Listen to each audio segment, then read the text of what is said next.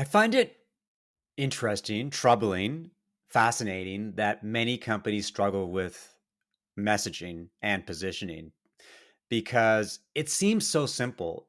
The idea that you should be able to explain to anybody what you do and why it matters, and they should immediately get what you do, get why it's relevant, even if they're not a customer.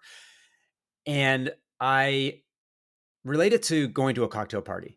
So if you meet somebody new at a cocktail party and they ask what you do and you give them a very complicated, obtuse answer filled with industry vernacular, they're going to look at you and they're going to probably move on. They're going to probably say, okay, it's nice to meet you. This is the wrong phrase completely. But if you dumb it down or if you simplify it and say, this is what I do it for these people, very simple story, that's relatable. Anybody can get that.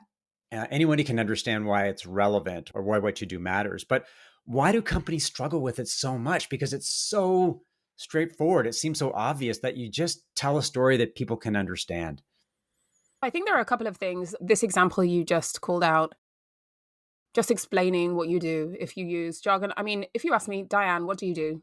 There are 5, 10, probably 15 different ways that I could say this. One, I could just say I'm a messaging strategist. Simple. If you know what that is, if you know what that involves, this is clear.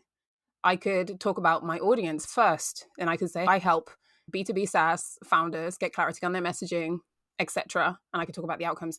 Or I could talk about, well, I'm an agency. I could start with the product. I could say, hey, Mm-hmm. I'm a messaging consultancy that does. There are so many different ways. And so that's also the first struggle, is that often we're saying the wrong thing in the wrong way to the wrong people, and we're not thinking about the audience.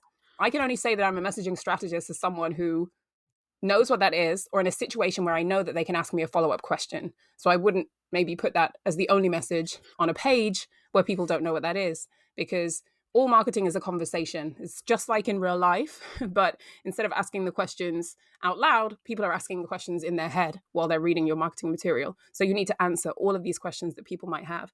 So I think that's the first challenge. The second challenge is related to being too close to your product, being in the trenches and things Right. becoming really, really hard to understand. So I have a phrase that I have kind of coined, and I call this syndrome the founder funk. I work with a lot of founders and CEOs and heads of marketing, but they all suffer from the founder funk. It's when you're inside the jar, it's really hard to see the label, right? So you get in this funk where you know everything inside and out, but you almost know too much to just take a step back and see clearly. It's all about perspective. And not everyone suffers from this. But at that point, getting an outside perspective can help in so many different ways. That can look like a consultant. That can look like messaging testing. That can look like customer interviews and conversations. So it can take many different forms, but often to kind of step away and get away from that funk, you have to look for outside perspective.